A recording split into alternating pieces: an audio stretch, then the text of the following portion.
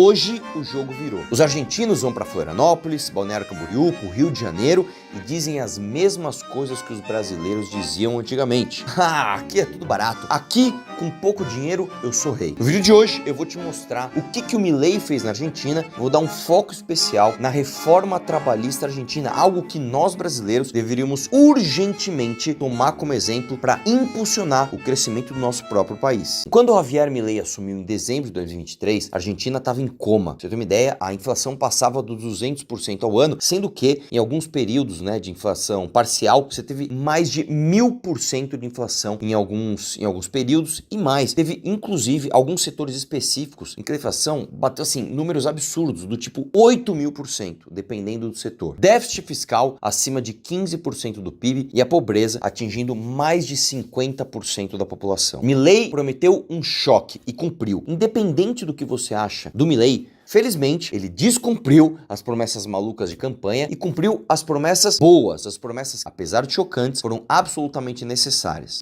Sobre o salário, sobre a remuneração. Esse é o marco que muda o jogo da competitividade. A Argentina, ela permite agora o pagamento do salário em moeda estrangeira. Você sabe que a Argentina ela tem uma situação muito diferente da nossa, em termos inclusive de dívida, O Brasil é um país que tem muita dívida interna.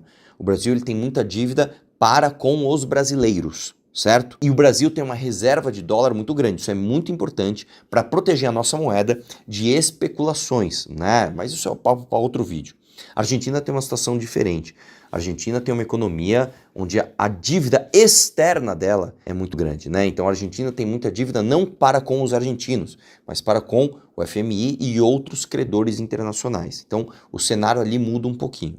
Mas agora, na Argentina, se você vai trabalhar lá, você pode receber em pesos, você pode receber em dólar, você pode receber em euro, do jeito que empregador e empregado combinarem. No Brasil isso é proibido, inclusive está no artigo 463 da CLT, o que dificulta, inclusive, investimento estrangeiro aqui no Brasil em termos de ampliação de empregos. Na Argentina, um país que teve uma inflação de mais de 100% ao ano, isso é uma questão de sobrevivência. O argentino que ganha em dólar, ele protege o poder de compra do seu salário. Eu vou te dizer mais, Há pouco tempo atrás, eu estava errado em relação aos conselhos que eu dava sobre investir fora.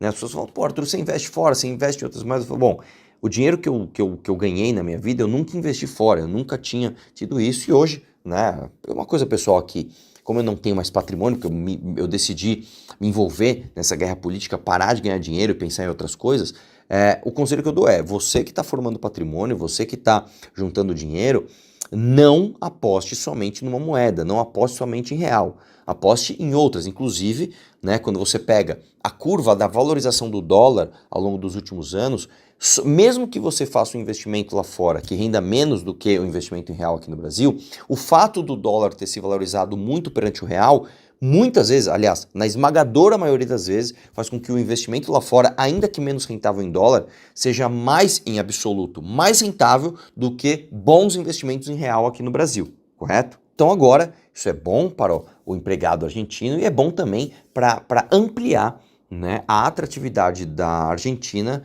para investimento estrangeiro, inclusive, principalmente empresas de tecnologia e multinacionais agora, elas contratam direto em dólar, o que é fenomenal para a agilidade dessa geração de empregos na Argentina. E tem mais, agora, celular e internet para fins de trabalho deixaram de contar como salário. Como assim? Antes, qualquer benefício pago com recorrência se tornava benefício adquirido, que é outro absurdo, Eu contrato você. Bom, cara, agora você vai ter um celular aqui porque eu preciso que você trabalhe com esse celular, E você vai ter uma conta de telefone que eu vou pagar porque você está usando o celular para trabalho. Ele era direito adquirido, ele era incorporado como salário. Olha que loucura, cara. Bom, acabou isso agora, Acabou. Isso é tão absurdo que assim, às vezes o empregador, sei lá, dava um bônus pro cara por 2 anos, isso virava permanente, Um absurdo. Agora, existem os salários dinâmicos. São componentes, meritocráticos, remunerações e bonificações por performance que não se incorporam no salário, não se incorporam na remuneração normal, ordinária daquele trabalhador. A empresa premia desempenho sem se preocupar com aumento fixo na folha de pagamento. No Brasil, é uma bagunça, Aqui no Brasil, o TST vira e mexe, eles transformam bônus eventuais em remuneração recorrente. Isso aqui, novamente, a justiça brasileira, ela é perita em criar novas regras. O legislador não criou uma regra, ninguém da sociedade, através dos seus representantes, quis aquela nova regra, mas simplesmente se cria uma jurisprudência. Só que mais ainda, nem a própria justiça respeita as próprias jurisprudências. Existem vários estudos, inclusive, que mostram que o Brasil tem diversas jurisprudências que simplesmente não são seguidas pela própria justiça trabalhista. Isso é ridículo, cara. Isso é ridículo. Então você pega um caso num lugar, tem uma decisão. Bom, então se criou uma jurisprudência. E outro caso similar em outro lugar tem outra decisão completamente diferente. Né? Então, aqui nesse caso, o TST ainda transforma bônus habitual em salário. E um fato curioso, tá? Brasileiros criticaram, inclusive, o fim desse ponto, né, na reforma trabalhista argentina. O que é outro absurdo, né? Aqui no Brasil, a gente já faz isso com outro nome. Se chama Vale Transporte e Vale Refeição, né? Só muda o nome, que é outro absurdo também. É outro absurdo também. Eu vou te dar um exemplo de eu, enquanto empregador, já tive problema com isso.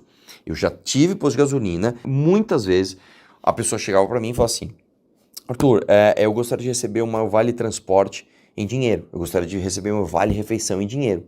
E eu não podia fazer isso para a pessoa. Aí a pessoa tinha que pegar o Vale Transporte, né, no cartãozinho do Vale Transporte, o Vale Refeição no cartãozinho do Vale Refeição e ficar trocando por outras coisas e descontando parte daquilo que ele tinha direito. Né? Então, nem o trabalhador querendo e eu, o empregador, querendo, eu poderia dar o dinheiro direto na mão do cara. É um absurdo, cara. É um absurdo isso no Brasil, cara. É uma coisa completamente ilógica. Eu quero dar o dinheiro na mão do cara. O cara quer o teu dinheiro direto na mão. Só que eu não posso fazer isso porque a lei impede. Que contrassenso, cara. A pergunta aqui, cara, não é se a reforma da Argentina vai funcionar. Ela já funcionou. A pergunta é: quanto tempo o Brasil vai aguentar sem responder a essas questões fundamentais das relações de trabalho?